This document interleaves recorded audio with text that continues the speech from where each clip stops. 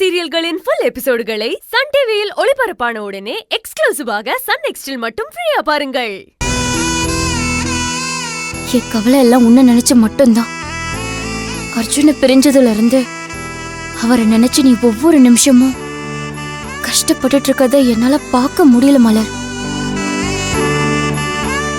அந்த கஷ்டத்தை பாக்குற கொடுமையை விட இந்த விரதம் இருக்கிறதெல்லாம் எனக்கு பெரிய கஷ்டமே இல்லடி. என்னை பொறுத்த வரைக்கும் அர்ஜுன் நிரபராதின்னு ப்ரூவ் ஆகி அவர் ரிலீஸ் ஆகி வரணும். நீயும் அவரும் சந்தோஷமா ஒன்னா வாழணும். அது மட்டும்தான் எனக்கு வேணும். அதுக்காக நான் எந்த கஷ்டத்தையும் தாங்கிப்பேன். எனக்கு உன் சந்தோஷம் தாண்டி முக்கியம்.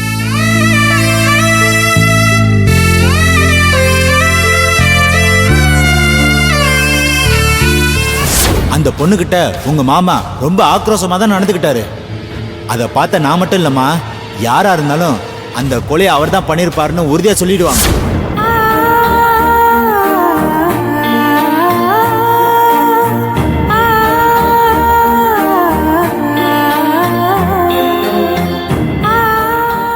மலர், என்ன நினைச்சு எதுவும் ஃபீல் பண்ணாதடி. எனக்கு இதனால எந்த பிரச்சனையும் இல்லை. நீ சட்டத்து மூலமா அவரை வெளியே கொண்டு வர முயற்சி பண்ற. நான் சாமி கிட்ட வேண்டிக்கிட்டு விரதம் இருக்கேன், அவ்வளவுதான். நீ என்ன நினைச்சு கவலைப்படாத மலர். சரி, ஃப்ரெஷ் அப் ஆயிட்டு வா.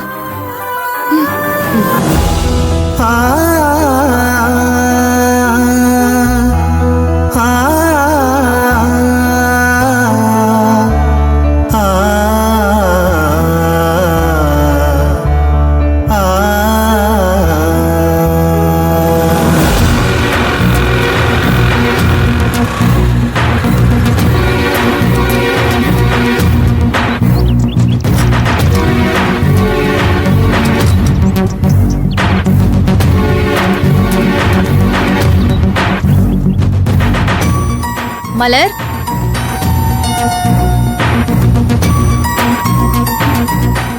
வாங்க லாயர் மேடம், வாங்க. ஏதோ ஆதாரத்தோட வரேன்னு நேத்து நைட்டே போனவங்க தானே நீங்க. எங்கடா ஒன்னும் கிடைக்காம வெறும் கையோட திரும்ப வந்தோம்னா ஏதாவது கேட்பாங்கன்னு வீட்டு பக்கமே வராம அப்படியே பயந்து ஓடிடுவீங்கன்னு நினைச்சேன். பரவாயில்லையே, திரும்ப வந்துட்டீங்க. நான் எதுக்காக பயந்து ஓடணும்? அது சரி. அதான் அந்த செக்யூரிட்டி கிட்ட இருந்து எந்த எவிடன்ஸும் கிடைக்கலையே. அப்புறம் எதை வச்சு நீங்க இந்த கேஸ்ல இருந்து என் தம்பி வெளியே கொண்டு வர போறீங்க? மேடம், நான் ஒன்னும் அந்த செக்யூரிட்டியை நம்பி இந்த கேஸ்ல இன்வால்வ் ஆகல. என்ன நம்பி இன்வால்வ் ஆயிருக்கேன். அந்த செக்யூரிட்டி இந்த கேஸுக்கு ஒரு ஆதாரம், அவ்வளவுதான். அவரு மட்டும்தான் ஆதாரம்னு அர்த்தம் கிடையாது. அத முதல்ல புரிஞ்சுக்கோங்க. நல்லா புரியுது.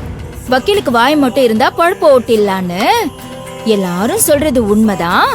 அந்த நினைப்புலதான் நீங்களும் இருக்கீங்கன்னு கிளியரா புரியுது. யமுனா, வணக்கம் மேடம்.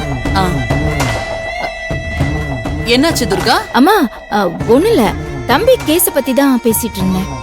இவங்க ரொம்ப ஸ்ட்ராங்கான ஆதாரம் நம்பிட்டு இருந்தது அந்த செக்யூரிட்டி தானே. கடைசியில அவனும் காலை வாரி விட்டுட்டாமா. அதான் இப்ப அடுத்தது என்ன பண்ண போறாங்கன்னு விசாரிச்சுட்டு இருந்தேன். இல்ல யமுனா? அம்மாடி யமுனா, நானே உன்கிட்ட இத பத்தி பேசணும்னு தான் இருந்தேன். என் பையனை வெளியில கொண்டு வரதுக்கு வேற என்னதாம்மா வழி இருக்கு? மேடம், எனக்கு கொஞ்சம் டைம் கொடுங்க. நான் அடுத்து என்ன பண்ணலான்னு யோசிக்கிறேன். கண்டிப்பா நமக்கு ஏதாவது எவிடன்ஸ் கிடைக்கும். இங்க பாருங்க, நீங்க சாவகாசமா ரூம் போட்டு உட்காந்து யோசிக்கிறதுக்குலாம் இங்க நேரம் கிடையாது. என் தம்பி ஒன்னும் ஜெயில சுத்தி பாக்குறதுக்காக போகல. தண்டனை அனுபவிச்சுட்டு இருக்கான், கஷ்டப்பட்டுட்டு இருக்கான். அவனை பிரிஞ்சு நாங்க எல்லாரும் கஷ்டப்பட்டுட்டு இருக்கோம். அதனால சீக்கிரம் அவனை வெளியே கொண்டு வந்து ஆகணும். மேடம், நான் அதெல்லாம் யோசிக்காம இல்ல. இருந்தாலும் வேற வழி இல்ல. முடிஞ்ச அளவுக்கு நானும் அவரை சீக்கிரம் வெளியே எடுக்கதான் முயற்சி பண்ணிக்கிட்டு இருக்கேன். எனக்கு கொஞ்சம் டைம் தேவைப்படுது மேடம். புரியுதுமா, எதனால கொஞ்சம் சீக்கிரமா பண்ணுங்க. என் புள்ள அங்க கஷ்டப்படுறத என்னால பொறுத்துக்கவே முடியலமா. கவலைப்படாதீங்க மேடம், அதெல்லாம் நான் பாத்துக்கிறேன். வாங்க யமுனா, எப்ப வந்தீங்க? இப்பதான் வந்தேன். மலரை பார்த்துட்டு போலான்னு வந்தேன். அப்படியா? இதோ வர சொல்றேன். இல்ல பரவாயில்ல, நானே போய் பாத்துக்கிறேன். சரி, ஓகே.